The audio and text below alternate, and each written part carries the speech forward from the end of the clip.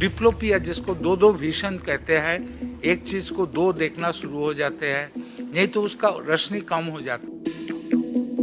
500 लोगों की आंखों की रोशनी चली जाती है। सबसे पहले ब्लैक फंगस है क्या चीज?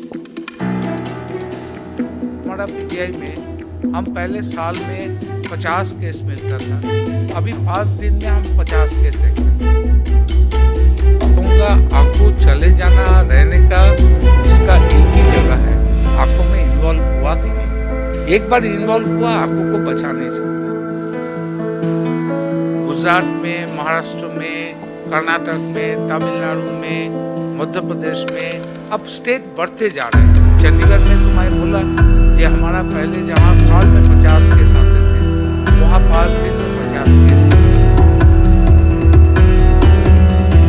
ਭਾਰਤ ਦੇ ਹਾਲਾਤਾਂ ਦੀ ਗੱਲ ਕਰੀਏ ਤਾਂ ਹਾਲਾਤ ਥੋੜੇ ਠੀਕ ਨਹੀਂ ਚੱਲ ਰਹੇ। ਸਭ ਤੋਂ ਪਹਿਲਾਂ ਕਰੋਨਾ ਦੀ ਗੱਲ ਕਰੀਏ, ਕਰੋਨਾ ਕਰਕੇ ਲਗਾਤਾਰ ਹਜ਼ਾਰਾਂ ਮੌਤਾਂ ਜਿਹੜੀਆਂ ਨੇ ਡੇਲੀ ਹੋ ਰਹੀਆਂ ਨੇ। ਤੇ ਦੂਜੀ ਤਰਫ ਤਾਊਤੇ ਦੀ ਗੱਲ ਕਰੀਏ ਤਾਂ ਰਾਜਸਥਾਨ ਹੋ ਕੇ ਹੁਣ ਹਰਿਆਣੇ ਦੇ ਵਿੱਚ ਦਸਤਕ ਦੇ ਚੁੱਕੇ ਆ। ਟਰਾਈ ਸਿਟੀ 'ਚ ਵੀ ਤੇਜ਼ ਹਵਾਵਾਂ ਚੱਲ ਰਹੀਆਂ ਨੇ। ਪਰ ਇਸੀ ਵਿੱਚ ਅਗਰ ਕੋਵਿਡ ਦੀ ਗੱਲ ਕਰਦੇ ਹਾਂ ਤਾਂ ਕੋਵਿਡ ਦੇ ਵਿੱਚ ਇੱਕ ਹੋਰ ਵੱਡੀ ਬਿਮਾਰੀ ਸਾਹਮਣੇ ਆਉਂਦੀ ਹੈ, ਜਿਸ ਕਰਕੇ 500 ਲੋਕਾਂ ਦੀ ਅੱਖਾਂ ਦੀ ਰੋਸ਼ਨੀ ਚਲੀ ਜਾਂਦੀ ਹੈ। ਹਾਂਜੀ, ਅਸੀਂ ਗੱਲ ਕਰ ਰਹੇ ਹਾਂ ਬਲੈਕ ਫੰਗਸ ਦੀ। ਇੱਕ ਵੱਡਾ ਮਸਲਾ ਜਿਹੜਾ ਭਾਰਤ ਦੇ ਵਿੱਚ ਸਾਹਮਣੇ ਆ ਰਿਹਾ। ਚੰਡੀਗੜ੍ਹ ਦੇ ਵੀ ਕਾਫੀ ਕੇਸ ਇਹਦੇ ਆਉਂਦੇ ਨੇ ਤੇ 500 ਲੋਕਾਂ ਦੀ ਅੱਖਾਂ ਦੀ ਰੋਸ਼ਨੀ ਚਲੀ ਜਾਂਦੀ ਹੈ। ਗੱਲਬਾਤ ਕਰਾਂਗੇ, ਖਾਸ ਗੱਲਬਾਤ ਕਰਾਂਗੇ, ਜਾਣਾਂਗੇ ਕਿ ਸਿੰਪਟਮ ਕੀ ਨੇ, ਕਿਸ ਵਜ੍ਹਾ ਤੋਂ ਬਲੈਕ ਫੰਗਸ ਦੀ ਬਿਮਾਰੀਆਂ ਜਿਹੜੀਆਂ ਨੇ ਉਹ ਹੋ ਰਹੀਆਂ ਨੇ। ਸਾਡੇ ਨਾਲ ਇਸ ਸਮੇਂ ਅਰੁਣਾ ਲੋਕ ਚੱਕਰਵਰਤੀ ਪ੍ਰੋਫੈਸਰ ਹੈਡ ਜਿਹੜੇ ਨੇ ਮਾਈਕਰੋਬਾਇਓਲੋਜੀ ਦੇ HOD ਸਾਡੇ ਨਾਲ ਨੇ। ਗੱਲਬਾਤ ਕਰ ਲੈਂਦੇ ਆ ਕੀ ਸਿੰਪਟਮ ਨੇ, किस तरह बीमारी जड़ी है ब्लैक फंगस सामने आ रही है। सबसे पहले ब्लैक फंगस की बात करें, 500 लोगों की आंखों की रोशनी चली जाती है। सबसे पहले ब्लैक फंगस है क्या चीज? पहले तो बोलूँगा, पहले मैं ये कहना चाहता हूँ, इसको ब्लैक फंगस जो बोल रहे हो ना, ये करेक्ट नहीं है, क्योंकि ये डिजीज है जिसको म्यूकोरमाइकोसिस कहा जाता है। ब्लैक फंजाई जो है ना, वो अलग चीज होती है। उसका ग्रुप कहते हैं डिमेटिशियस फंगस करके ग्रुप होती है, उससे भी ह्यूमन इन्फेक्शन होती है। वो अलग होती है, जिसका सेल वॉल में मेलानिन बोल के पिगमेंट होती है, वो प्रेजेंस होना चाहिए। म्यूकोर में वो नहीं होती है। ये शुरू किया था कोई न्यूज़ चैनल से, वो ब्लैक फंगस बोलते लग रहा है, बट ये ठीक नहीं है। Scientifically the word is not correct. इसको हमें कहना चाहिए म्यूकोरमाइकोसिस। अब जो म्यूकोरमाइकोसिस का इशू है, ये पहले भी इंडिया में बहुत ज़्यादा ही था। ये हमारा जो डायबिटिक पेशेंट जिन्होंने ठीक से ब्लड शुगर को कंट्रोल नहीं करते थे, उसमें होता था। बट अब जो है वो बीमारी बहुत ज़्यादा फैल गए है, क्योंकि जैसे हमारा पीजीआई में हम पहले साल में 50 केस मिलता था, अभी 5 दिन में हम 50 केस देख रहे हैं। तो ये मतलब ही है जो देयर बढ़ गए हैं। ये क्यों बढ़ी है? ये जो कोविड पेशेंट जो है, उसमें 30% के करीब कोविड पेशेंट डायबिटीज़ लेके आते हैं, साथ में डायबिटीज़ भी है। अब डायबिटिक पेशेंट्स की जब कोविड होता है, उसका ब्लड शुगर कंट्रोल और भी ख़राब हो जाता है, बिगड़ जाता है। उसका काफ़ी पैथोजेनेटिक मैकेनिज्म है, मैं उसका डिटेल्स ना जाके बोलूँ। इसके साथ जब डॉक्टर ने स्टेरॉयड दे देते हैं, एंड स्टेरॉयड हमने बार बार कहा, WHO रिकमेंडेशन था 6 मिलीग्राम डेक्सा देना चाहिए। यहाँ पर कोई डॉक्टर इसको जब मरीज रेस्पॉन्ड नहीं करते, उसको बढ़ाते जाते हैं। अरे 30 मिलीग्राम तक दिया जाता है, 30 मिलीग्राम तक भी डेक्सा दिया गया पर डे। तो उससे क्या होता है, ब्लड शुगर सबकी बिगड़ जाता है। अब डॉक्टर्स के पास इतना मरीज है, वो भी परेशान रहते हैं। उसका ब्लड शुगर चेक के जगह वो ज़्यादा रेस्पिरेटरी ट्रैक्ट में ध्यान देते हैं पेशेंट की, बाकी सब। तो डायबिटीज़ इशू पे ब्लड शुगर को कंट्रोल ज़्यादा ठीक से नहीं हो रहा है। तो ये बड़ा कारण है। और तीसरी इम्पोर्टेंट कारण जो है, हमारा एनवायरनमेंट में, इंडिया की एनवायरनमेंट में, हम ये पहले भी स्टडी कर चुके हैं। वो घर में ही देखो, अस्पताल तो है ना, एनवायरनमेंट में बहुत ज़्यादा है। ये ग्रो करते हैं, जहाँ भी सरफेस मिल जाता है वहाँ ग्रो करते हैं। ग्रो करने के बाद इसने स्पोर निकालते हैं। स्पोर एयर से आके हमारा रेस्पिरेटरी ट्रैक में घुसते हैं।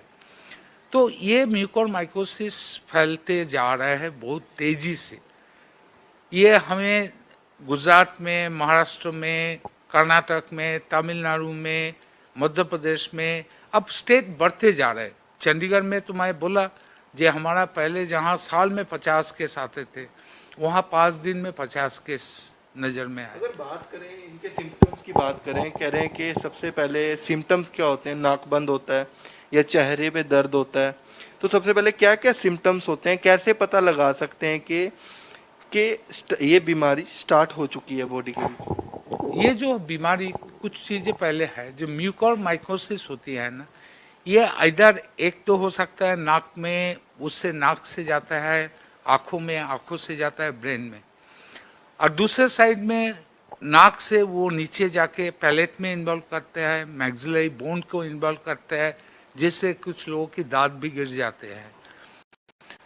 अब ये छोड़ के भी म्यूकोर लंग को भी अफेक्ट कर सकते हैं, ये जीआई ट्रैक्ट को भी इन्वॉल्व कर सकते हैं।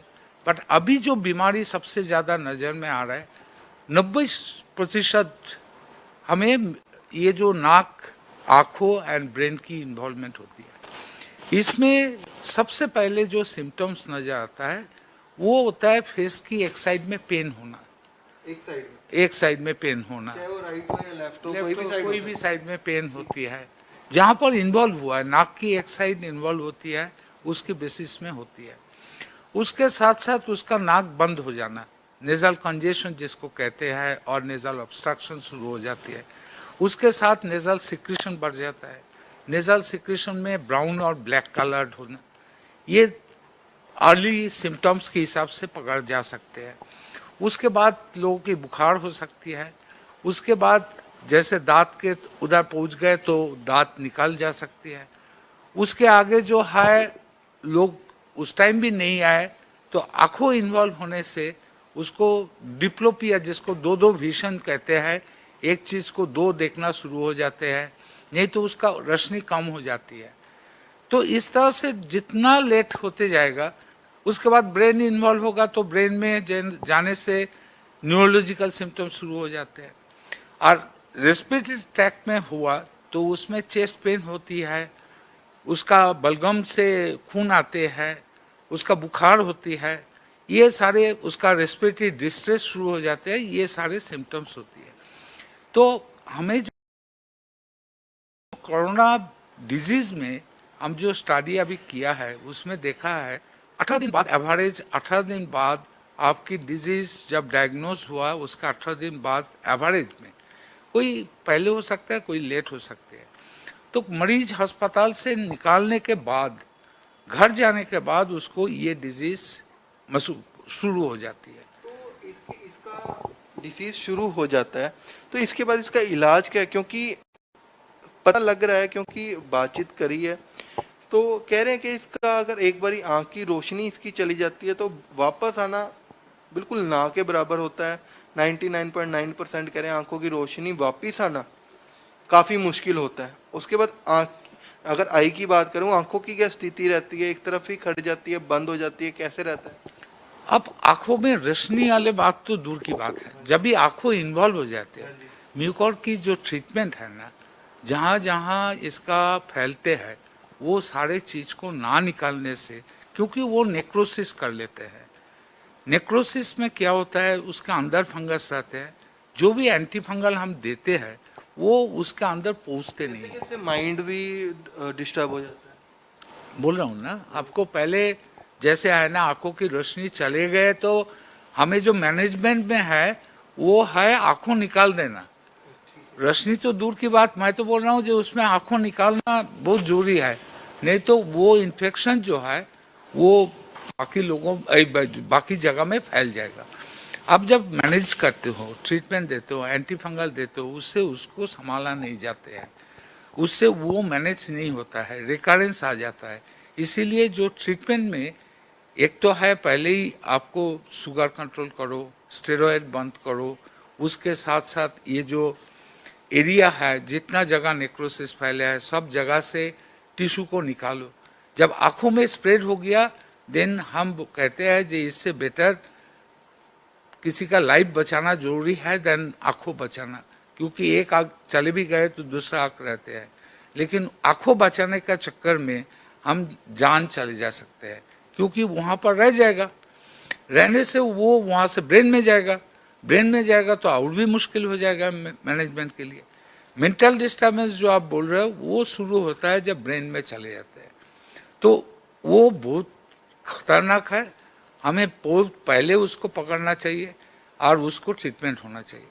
तो इसमें जो है ना, मैं कहूँगा आँखों चले जाना रहने का इसका एक ही जगह है, आँखों में इन्वॉल्व हुआ कि नहीं। एक बार इन्वॉल्व हुआ आँखों को बचा नहीं सकते हो। अच्छा, तो एक तरफ तो आप कह रहे हैं डायबिटिक पेशेंट्स को ज़्यादा खतरा होता है, दूसरी तरफ जो कोरोना से जूझ रहे हैं जिनको स्टीरॉयड दिया जाता है, और भी कोई केस आ रहे हैं जो स्टीरॉयड यूज़ करते हैं रूटीन में, या फिर कोई जिम जाते हैं वो स्टीरॉयड यूज़ करते हैं, उनको बाद में कोरोना हो जाता है, तो उनको काफ़ी इफेक्ट कर रहा है या नहीं कर रहा? बेसिकली जो स्टेरॉयड तो हम बहुत बीमारी में देते हैं, बट उनका जो बीमारी में स्टेरॉयड देते हैं वो जो डोज है कोरोना में हम बहुत ज़्यादा डोज में दे रहे हैं। जैसे आप सीओपीडी है, क्रॉनिक ऑब्स्ट्रक्टिव पल्मोनरी डिजीज बोलो, एलर्जी ब्रोंकोपल्मोनरी एस्परजिलोसिस बोलो, एज्मा बोलो, जहाँ हम स्टेरॉयड देते हैं, बट वो स्टेरॉयड से डोज इतना बड़ा नहीं होती है जिससे आपका ब्लड शुगर बिगड़ जाना। ये जो कोरोना में हम ब्लड शुगर ये जो डेक्सा देते हैं, डेक्सामेथासोन जिसको कहते हैं, वो 6 मिलीग्राम मैक्सिमम डोज का आ गए हैं। अब उसको किसी ने 30 मिलीग्राम देगा तो कहाँ उस मरीज को बचाएगा कौन? वो तो एक इसका जिसको खेती कहते हैं ना, अच्छा सा फंगस के लिए खेती बन जाता है, तो उस पेशेंट को बचाना बहुत मुश्किल हो जाता है। तो इसमें कान वगैरह में भी दर्द हो सकता है? ये जो है इन्वॉल्व कहाँ कहाँ हुआ उसके ऊपर डिपेंड करते हैं। आप साइनस जब इन्वॉल्व होते हैं, साइनस से बहुत जगह फैलते जाते हैं, एक के बाद एक करके साइनस से बहुत जगह में फैल जाते हैं, क्योंकि उसका एक साइड में ऑर्बिट जा सकते हैं, उसके बाद नीचे जब पैलेट में चले गए उससे आपको कान में भी जा सकते हैं। इस तरह से इन्हीं जगह में ही स्प्रेड हो सकती है। तो लोगों को कुछ बोलना चाहोगे, कुछ बताना चाहोगे कि कौन कौन से सिम्टम है? इसलिए जो बोला ना, जब भी मरीज एक डिस्चार्ज कर रहे हो उसके साथ स्पेशली जो डायबिटिक पेशेंट है उसको बोलो भाई, आप जब भी इस तरह से पहले फेशियल पेन हो रहा है, फेस में पेन हो रहा है, नाक बंद हो जा रहा है, नाक से डिस्चार्ज होने लगता है, तुरंत आ जाओ अस्पताल में, specially to the ENT specialist. वो जल्दी से जल्दी, ये डायग्नोसिस डिफिकल्ट नहीं है, इससे जो है एंडोस्कोप, नेजल एंडोस्कोप से सैंपल लेके हमारा लैब में जब आ जाते हैं, हम 1 घंटे में अंदर रिपोर्ट दे देते हैं। सो डायग्नोसिस डिफिकल्ट नहीं है, लेकिन मरीजों को जल्दी आने पड़ेगा। एक बार जल्दी आ गया तो आंखों भी नहीं जाएगा, कोई समस्या नहीं होगा, हम उससे सर्जरी करके एंटीफंगल दे सकते हैं। तो ये बड़ा इम्पोर्टेंट है कितना जल्दी आप। वेन होती है जो आइस की वेन होती है, वो ब्लॉक हो जाती है, उसमें सप्लाई है, जो कौन सप्लाई करती है? ये खाली वेन में नहीं जाए, मतलब एक तो है वेन में जाते हैं, इसका एंजियो इन्वेसिव है, ब्लड वेसल का अंदर घुसते हैं, ये वो छोड़ के भी डायरेक्ट एक्सटेंशन भी होते रहते हैं, आँख के नीचे भी फेफड़ों तक भी जा सकता है, और ये ऊपर माइंड तक भी जा सकता है, ये पूरी बॉडी को मतलब में जो जाते हैं वो अलग बीमार है, वो उसको कहते हैं पल्मोनरी म्यूकोरमाइकोसिस, इसको कहते हैं राइनोसेरेब्रल म्यूकोरमाइकोसिस। यहाँ से फेफड़ों में जाते नहीं, यहाँ से आपको ऊपर ही जाते हैं, और फेफड़ों में जो पहले से जिनका लंग में हो जाती है वो लंग, उसमें डायग्नोसिस आउट भी डिफिकल्ट है, क्योंकि इसमें तो हम सैंपल मिल जाता है, जल्दी से डायग्नोस कर पाते हैं, बट लंग में चले गए तो डायग्नोसिस बहुत डिफिकल्ट होती है।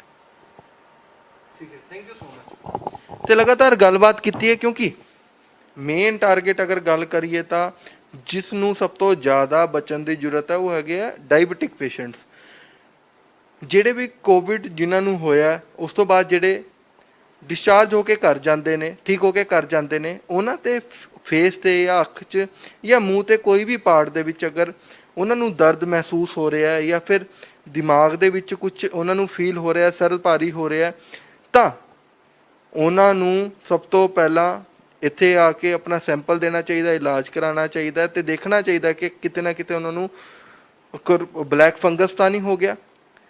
ਮਗਰ ਇਸ ਸਮੇਂ ਗੱਲ ਕਰੀਏ ਭਾਰਤ ਦੇ ਹਾਲਾਤਾਂ ਦੀ ਤਾਂ ਕਾਫੀ ਵਿਗੜਦੇ ਹੋਏ ਹਾਲਾਤ ਦਿਖਾਈ ਦੇ ਰਹੇ ਨੇ। ਅਗਰ ਗੱਲ ਕਰੀਏ ਤਾਂ ਕਰੋਨਾ ਕਰਕੇ ਕਾਫੀ ਲੋਕ ਜਿਹੜੇ ਨੇ ਉਹ ਮਰਦੇ ਨੇ। ਉਸ ਤੋਂ ਬਾਅਦ ਇਹਦੇ ਵਿੱਚ ਹੀ ਗੱਲ ਕਰੀਏ ਬਲੈਕ ਫੰਗਸ ਦੀ, ਬਲੈਕ ਫੰਗਸ ਨੂੰ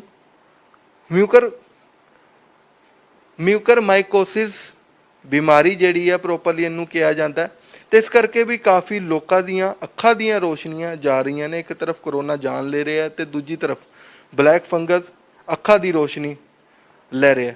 ਤੇ ਇਸ ਸਮੇਂ ਅਗਰ ਹੋਰ ਵੀ ਗੱਲ ਕਰੀਏ ਤਾਂ ਇਸ ਸਮੇਂ ਤਾਊ ਤੇ ਜਿਹੜਾ ਹੈ ਰਾਜਸਥਾਨ ਹੋ ਕੇ ਹਰਿਆਣਾ ਹੋ ਕੇ ਟਰਾਈ ਸਿਟੀ ਦੇ ਵਿੱਚ ਦਸਤਕ ਦੇ ਚੁੱਕਿਆ ਤੇ ਭਾਰਤ ਦੇ ਹਾਲਾਤ ਕਾਫੀ ਗੰਭੀਰ ਹੁੰਦੇ ਦਿਖਾਈ ਦੇ ਰਹੇ। ਇਸ ਨੂੰ ਉਹਦੇ ਸਾਨੂੰ ਕਮੈਂਟ ਬਾਕਸ ਦੇ ਵਿੱਚ ਕਮੈਂਟ ਕਰਕੇ ਜ਼ਰੂਰ ਦੱਸੋ। ਵੀਡੀਓ ਜਰਨਲਿਸਟ ਪੰਕਜ ਦੇ ਨਾਲ ਜੈਵਰ ਮਸਾਂਜਾ ਟੀਵੀ ਚੰਡੀਗੜ੍ਹ।